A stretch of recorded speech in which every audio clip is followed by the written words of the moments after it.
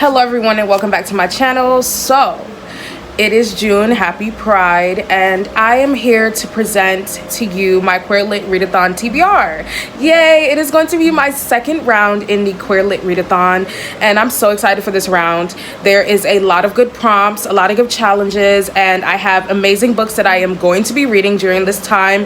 I'm very excited. I have been introduced to some amazing authors through this readathon, like Akaweki Imezi, and oh my gosh, first of all, they are amazing. They are so cool, and they came out with a biography which I am currently reading.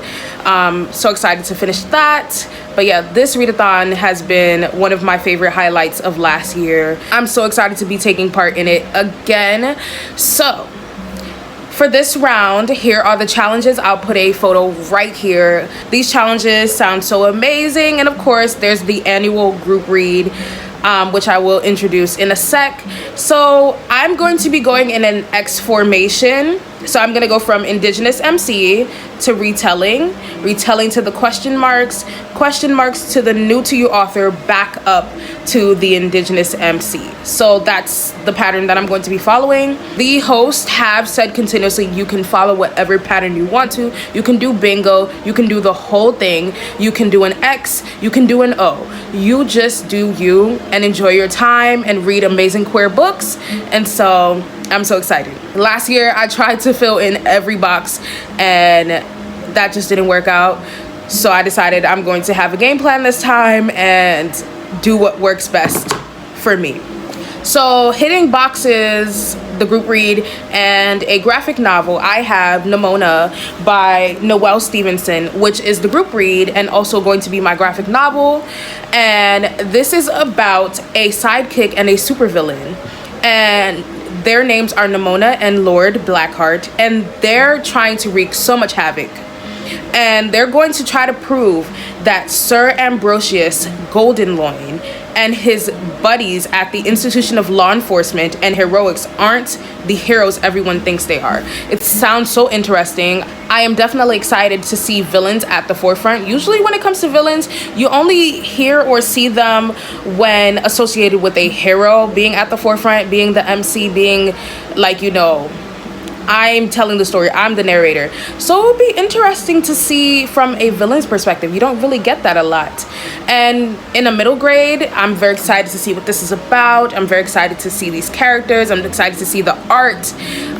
Yeah, it just looks very interesting. I love the storyline and I can't wait to get into it. So moving on to Indigenous MC, I have The Boy from Mish by Gary Lonesborough, and this has a character who is finding himself throughout the whole book. It's a hot summer and life's going all right for this 17-year-old named Jackson and his family on the Mish. It's almost Christmas, school's out, and he's hanging with his mates, teasing the visiting tourists. Just like every year, Jackson's auntie and annoying little cousins visit from the city, and they brought troubles with them, and he starts to realize some things about himself.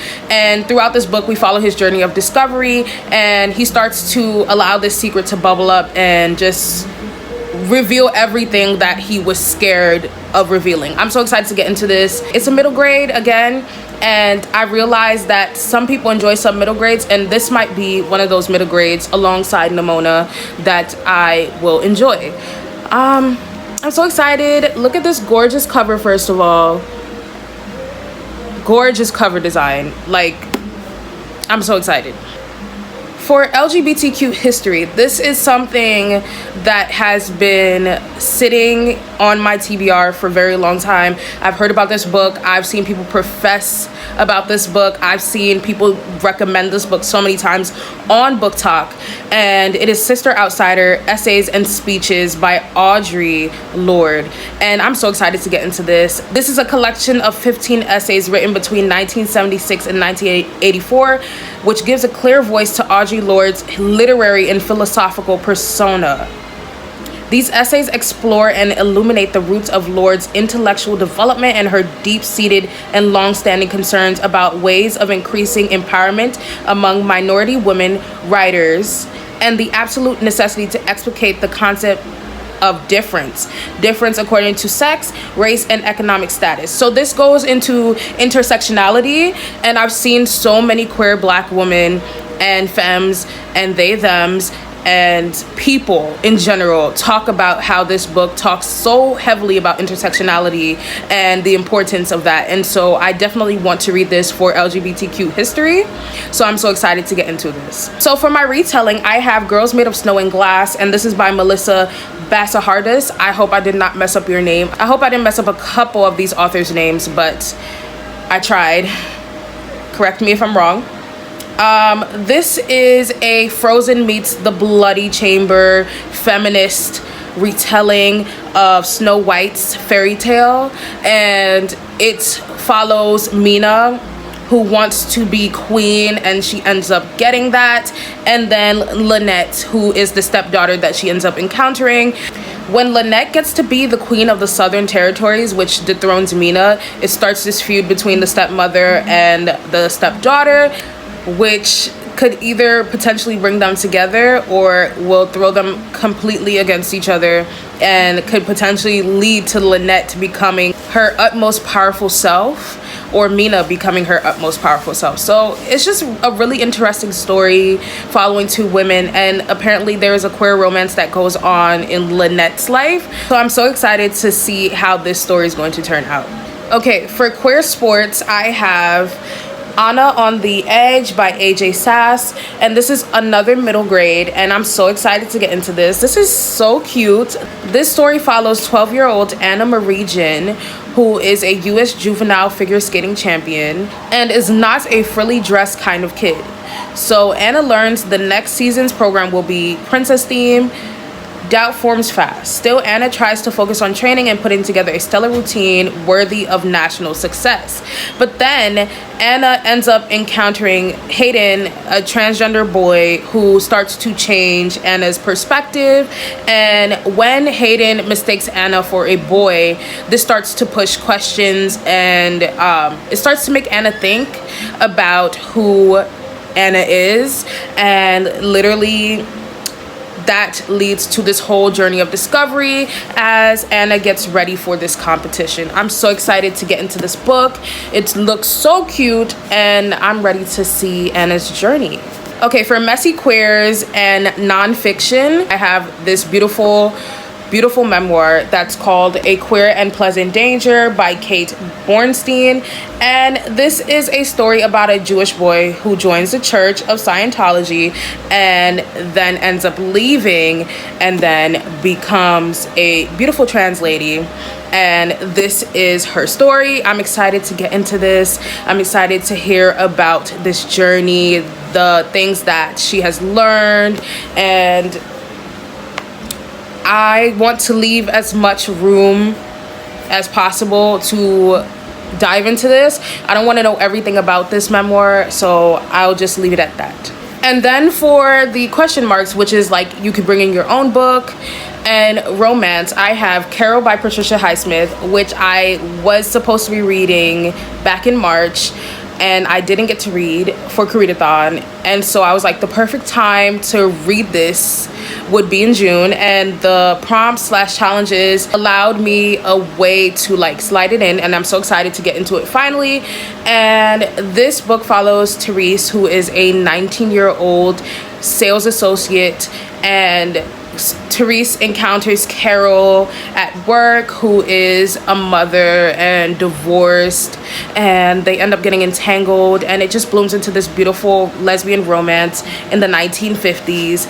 And we see them struggle, we see them be in love, we see them navigate this world, and it's very interesting. I'm excited to get into this.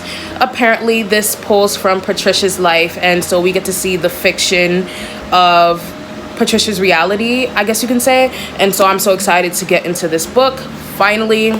So yeah. Okay, for new to you author, my whole list is full of new to me authors, so that's already covered. Check. And now for the seasonal vibe / ace / arrow MC, I have Summerbird Blue by Akemi Dawn Bowman. And I believe I have mentioned this author in a previous video because for Chloe's Patreon we read Starfish by this author, and I love Starfish. I am in love with Starfish, and I want to read more by this author, so I chose to read Summerbird Blue because this has an A/Arrow main character and it takes place in the summer. I mean, Anna on the Edge takes place in a season also, same thing for like The Boy from Ish, but it wasn't as present and at the forefront as this. The plot is basically around the summer, and we follow Rumi Soto, or Seto, I think it's Seto. I'm so sorry if I ruined that name. And Rumi wants to spend all this time with her sister Leah, but Leah ends up passing away. They used to do everything together, especially make music.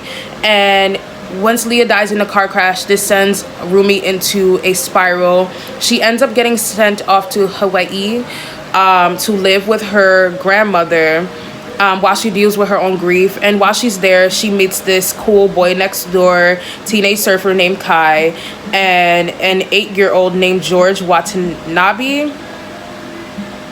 I don't know if I said that right, correct me if I'm wrong, who has succumbed to his grief years ago. Rumi attempts to find her way back to her music and to finish the songs that her and her sister used to write. And so that's what Summerbird Blue explores. It explores grief, loss, and I'm so excited to read about this. It sounds like a good cry, and you know I love a good cry. I love a story that tells an amazing story. I love seeing characters grow. I love seeing characters come out of difficult situations. It just makes me love them even more than I did, let's say, if I started like the beginning of the book and then I get to see them grow and I'm just like, I love them even more, and then I grow, you know, like I have a sentiment to them. I get attached to these characters, so I always love books like this. Okay, that is all the books that are on my TBR. I'm so excited to read. This readathon is starting on June 5th. It usually goes from Sunday to Sunday, and I'm so excited and I can't wait to get into all of these books. Thank you so much for watching. Please like, comment, and subscribe. I have all my social medias down below. I have important links down below.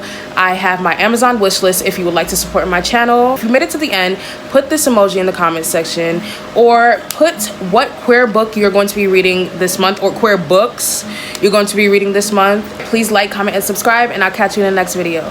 Bye.